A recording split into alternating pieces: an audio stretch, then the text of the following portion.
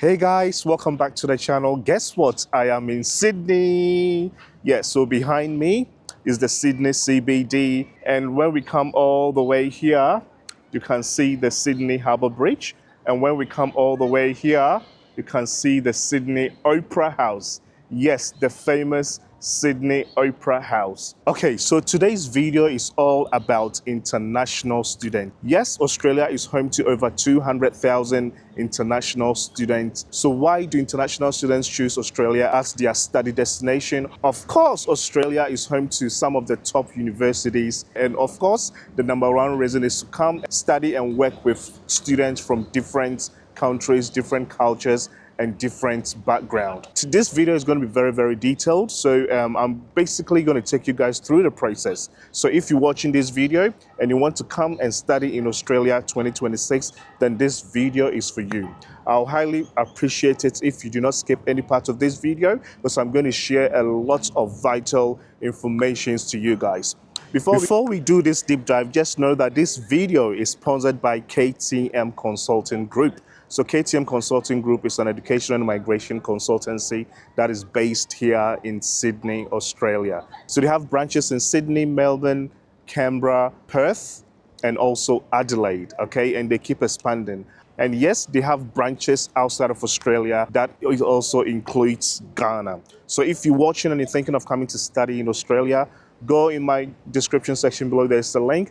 Click on it, enter your details, and one of the counselors from KTM Consulting Group is going to be in touch with you so they can take you guys through the process. Let's get back into the video.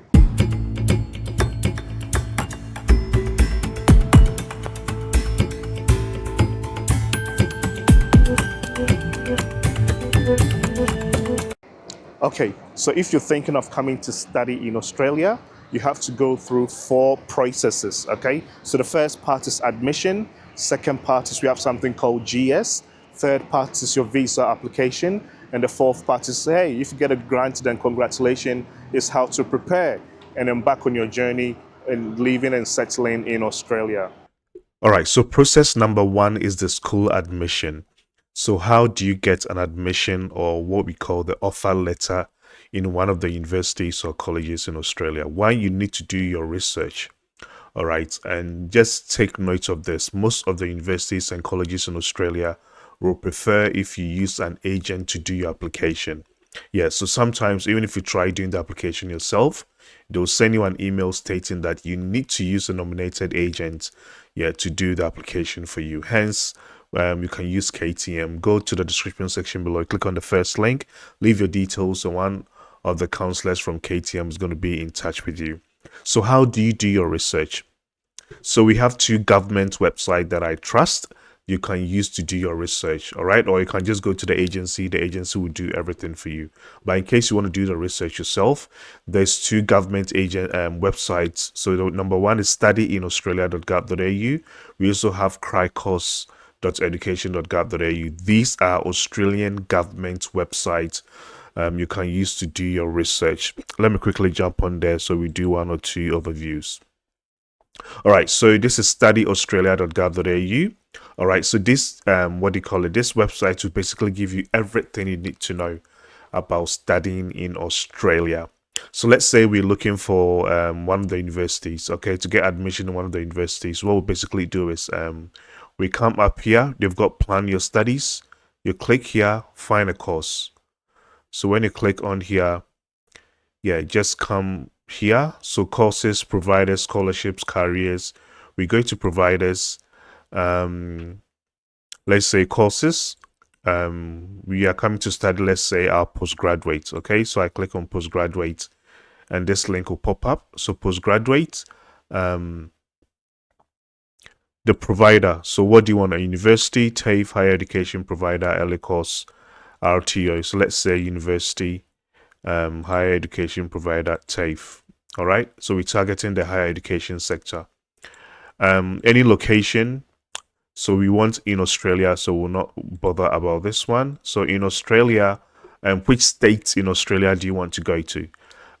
So let's say I'm currently in Victoria, so I'll just click Victoria.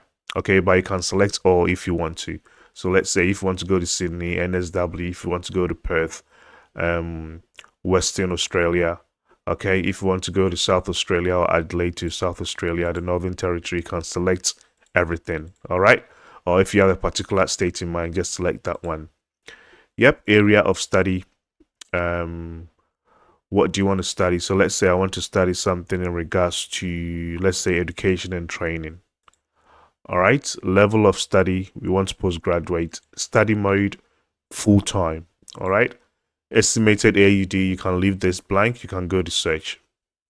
All right, so this will give you all the universities. All right, so you have graduate certificate in modern language education at University of Melbourne, graduate certificate of education, University of Canberra, Master of Education, University of New England. All right, so all the courses are going to populate here. So you can basically take your time and go through the courses. So this is one of the websites you can basically use. There's another one. This is what most agencies use in Australia. It's called CRICOS. So Commonwealth Registered of Institutions and Courses for Overseas Students. All right, so you can also come and do your search here. So every registered university or college or institution in Australia that can take international students will be listed here on this platform. So this is called CRICOS. So for example, let's say I want to go and study I'm in Victoria. So Victoria, course name. So let's say you want, let's say public health. Okay, public health. Most of the things here I'll just leave blank. So your state, the name of the course, all right, then come start search. And this will basically give you all the courses in Victoria, all right? So it's still searching. And as you guys can see here, it's selected the state Victoria. Okay, so I think they are doing something to the system. Just follow the steps. When you go on search, everything is going to populate for you. Go through, then yeah, you can search. All right, so what sort of documents do you need to give to the university for them to access, okay, or process your admission? So most times you need all your academic certificates and transcripts. Let's say if you are finishing high school, then you need, if you're coming from, let's say West Africa, you need your WAEC, okay, your WAEC certificate. If you finished your bachelor's, you want to come and do your postgrad year, you need, yes, your WAEC and also your certificate and transcripts from your undergrad. All right, so you need everything. Yes, Australia is an English speaking country, so most universities will request for your IELTS or PTE or TOEFL and the rest. Okay, so for most universities and most courses, for IELTS, you should be looking at a band of 6.0 to 6.5 with nothing less than 6.0. It depends if you're coming to do undergrad or postgrad. And PTE to anywhere from 50 to 58 plus is okay. Some courses like nursing, social work, medicine, public health, and the rest will require a higher IELTS score, teaching and the rest. All right, so please take note of this. For those you need above 7. All right, but for other general courses, this should do. So what sort of other supporting documents do you need? You need your passport copy. Of course, you need to scan the biodata page of your passport. You need a detailed CV or resume that will outline all your education, and also if you have work experience, your work experience, then your personal details, your email number, address.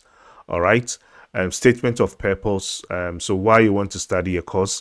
At this stage, most universities will not request for this, but sometimes at the admission stage, they'll request for it. If you have any reference letters or recommendation letters from your university, your high school, or your workplace, yeah, please attach. This will all give weight to your admission. So once you give all these documents, the university is going to process and they'll give you something called an offer letter. But this offer letter is going to be conditional. All right. So if you're applying from offshore, it's going to have conditions on it. Sometimes if you miss one or two documents, the offer letter is going to ask for that. Okay. But if you meet all the requirements, the offer letter is going to have one condition called the GS. You need to meet something called the GS. Process number 2, we have something we call GS. So what is this GS about? So GS stands for Genuine Student. So you need to prove to Australia that you're a genuine student. So how do you do this? And what sort of documents do you need to provide to justify this? So this is basically you proving that your whole intention of coming here is to study and nothing else. And the other part is you also need to prove that you have the financial capacity to study in Australia, because they know that if you are stating that you want to come and study in Australia, you may as well be from a wealthy family. Else, why don't you just study in your home country? And most times, if you haven't provided your English language requirement, your IELTS or PTE to at the GS stage, they may request for that. So the GS used to be the GTE, but in 2024 they changed the GTE to GS. GS is very strict. Yeah, so the GTE used to be very, what do you call it? Very okay, but now the GS, it sounds simple, but it's very, very strict. And most of the universities are very strict in regards to that. They will not give you the full offer letter if you do not pass the GS, or they feel that you are not going to get the visa grant, because every visa refusal you get, it affects the university. All right, so they will scrutinize the process and make sure that you meet the requirement before they give you the go ahead to make a deposit for your COE. Now, one of the critical parts is the financial requirements. We have something called proof of funds. You need to make sure that you have enough money. So you need at least 1 year of your tuition fees. So let's say if you are coming to pursue your MBA and your MBA is going to cost you, let's say, 60,000 Australian dollars for 2 years, you need to demonstrate that you have at least 30,000 for the 1 year. All right. The living cost to Australia got something called living expenses. For you to live comfortably in Australia for a whole year, the government states that you need at least 29,710 Australian dollars to live comfortably in Australia. So you also need to demonstrate that you have at least this money. All right. Or the person that is sponsoring you, they got this money. And one other factor is your travel cost. You also need to factor in that you have at least your money to pay for your ticket from your home country to Australia. If you're coming from the West, this amount is around 3,000 Australian dollars. You need to prove that you have this amount to embark on your journey. We have the overseas student health cover. With this, you need to buy the whole, what do you call it? Let's say if you're coming to study here for 2 years, you need to have to make sure that you've paid 2 years of overseas health cover. So regardless, you need to provide this. All right. So you're not going to factor this in to the amount you need to show, because you need to buy this outright anyway. Yeah. So your tuition fees plus your living expenses plus your travel cost. Okay. When you get the sum, so let's say if this comes up to, let's say, 65,000 Australian dollars or 63,000 Australian dollars, the person that is sponsoring you, let's say if your mom is sponsoring you, or your dad or your brother or your sister, they need to show a bank statement that has got at least the 63,000 Australian dollars in your home country's currency. Okay, so proof include your bank statements, a sponsor's letter, so let's say an affidavit of support letter with a stamp from a commissioner of oil stating that they are okay to sponsor you, for you to come and study here. And one thing most people forget is your sponsor needs to show a continuous income. All right. So let's say if they are working in company ABC, they need to attach their employment letter, payslip, taxes, and the rest. All right. So once you have all these documents, you submit to the school. Plus, we have something called statement of purpose. You need to write why you want to come and study here.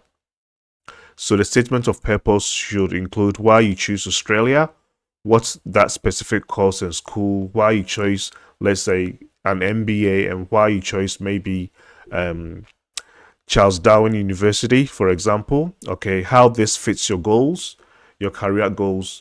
So you coming to study at an MBA at Charles Darwin University, how this will improve your circumstances when you return back to your home countries, and your plans after graduation, what you're going to do next after you graduate.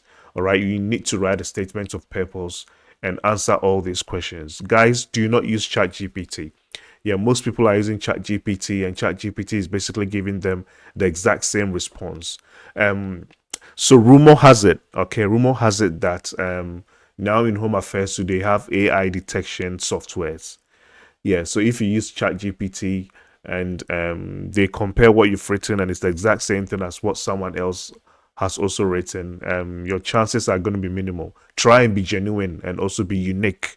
Okay, everyone's circumstances are different. Yeah, so try and apply what is happening in your life or your circumstances and write a nice SOP. This will increase your chances of getting a visa grant or getting your GS approved. So be honest and realistic. Show how your study relates to your background and future job opportunities. All right. So you get this, you get your proof of funds document, and also proof of relationship, how the person that is sponsoring you is related to you, maybe birth set and maybe family tree or something. Add all and give it to the school. So once you give it to the school is going to do an assessment. All right. So they'll do like a very detailed assessment, and if you pass GS, they'll give you the go ahead to make a fee deposit. And once you make your fee deposit, they'll give you something called confirmation of enrollment, which is your COE. So this COE is a document that is held by both the school and also immigration. So once they issue this, then Home Affairs is going to basically know that, let's say Kwame Chumesi has been admitted at Charles Darwin University to pursue an MBA, if I'm making sense.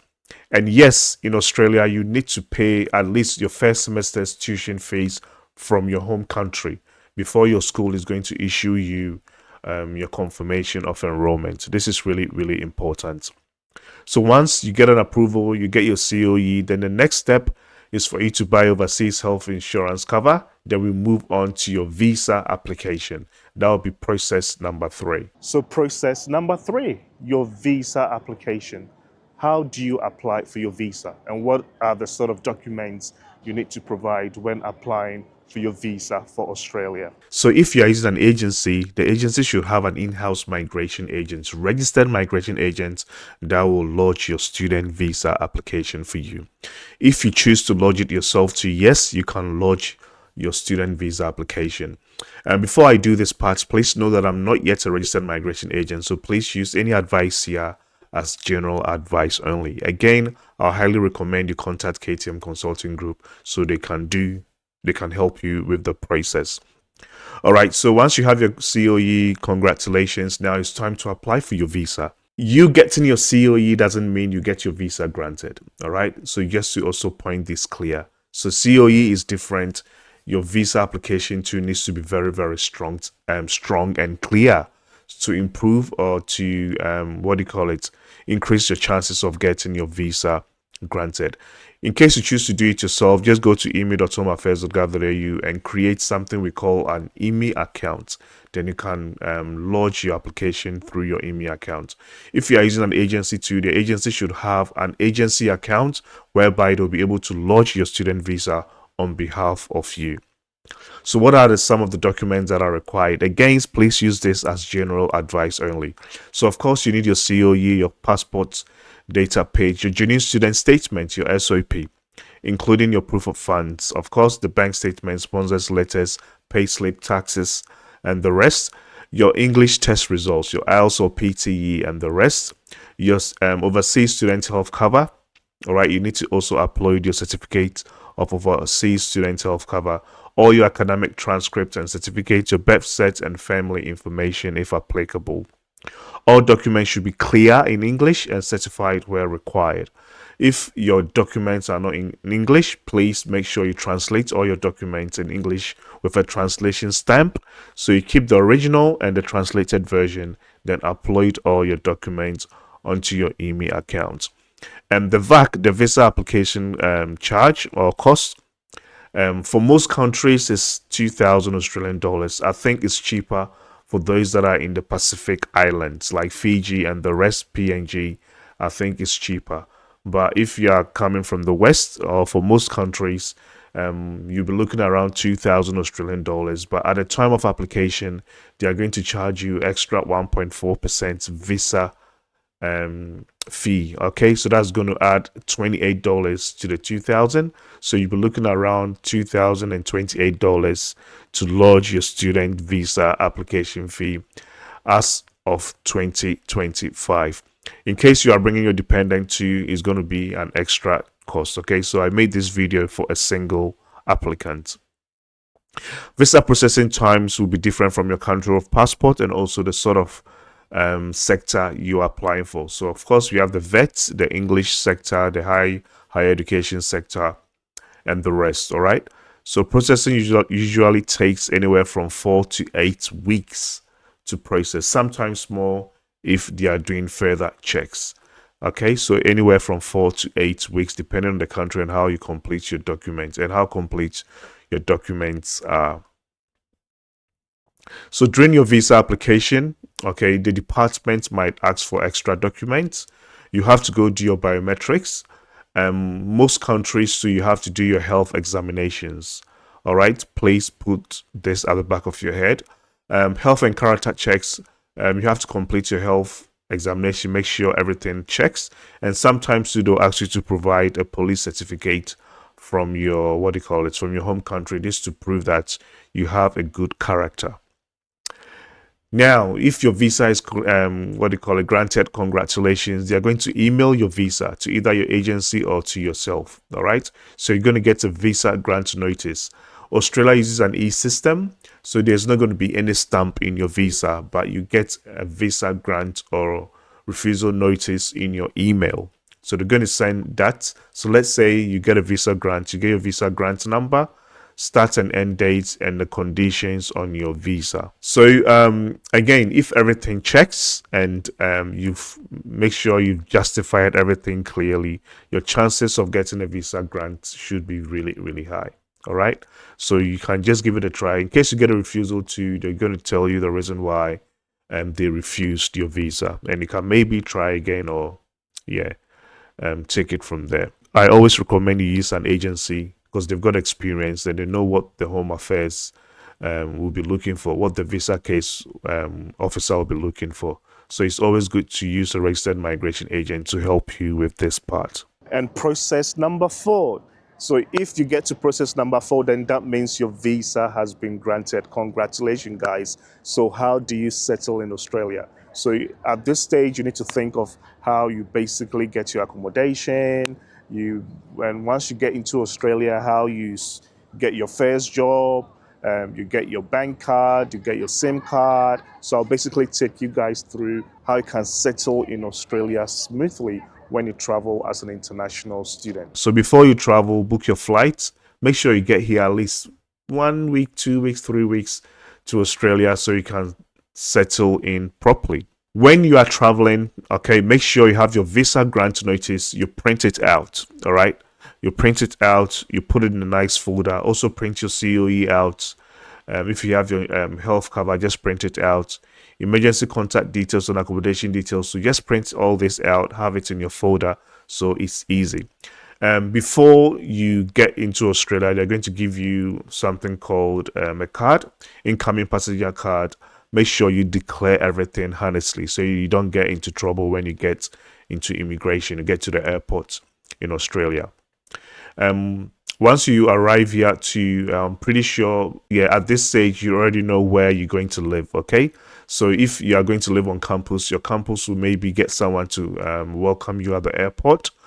And guys, we are now in 2025. Uber is everywhere, okay? So if you know the address to your uni or to your accommodation, once you get out from immigration, you get to the airport, you are out, there's going to be an Uber stand. Just book an Uber and your Uber will take you to your address. Okay, most people will be living with family, which is okay. Okay, your family will also come and welcome you to Australia. In case you go through KTM will also come and welcome you, okay, to Australia.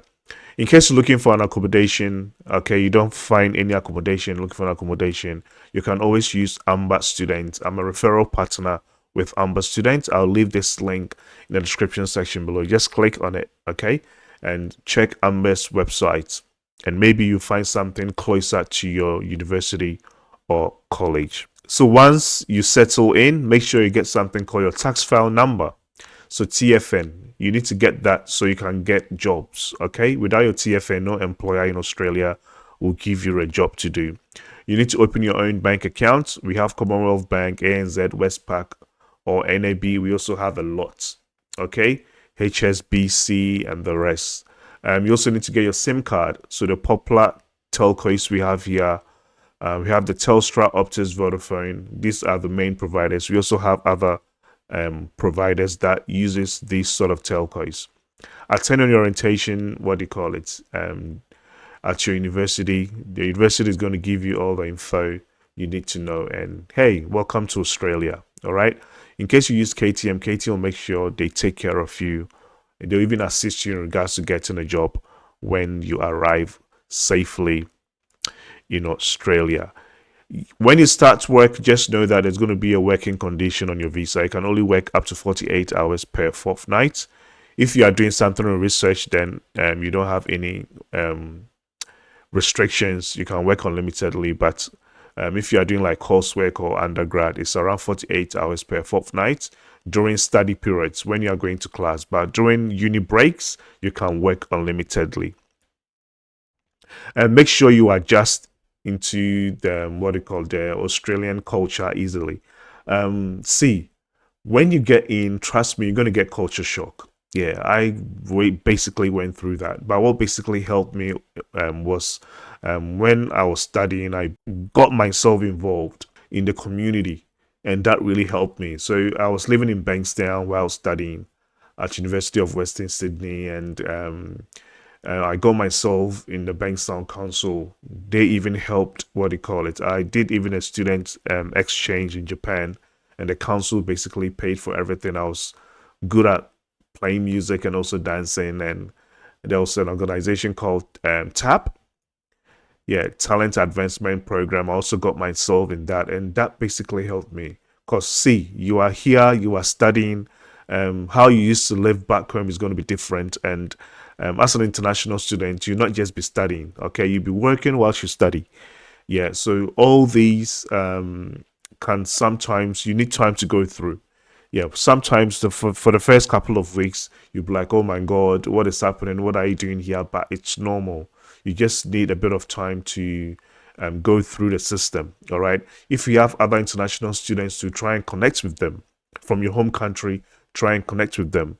Australia has a lot to offer. Just try and get yourself involved in the community. And trust me, you have fun whilst you study in Australia. And that's all for today, guys. So once again, thanks to KTM Consulting Group for sponsoring this video. So if you watch this video and you want to migrate to Australia as an international student, click on the first link in the description section below, leave your details, and KTM Consulting Group will be in touch with you to take you through a smooth process. My name is Kwame. I've got a lot of educational content coming your way. So if you've not clicked on the subscribe button yet, please do that now. I'll catch you guys in my next video. It's a bye for now.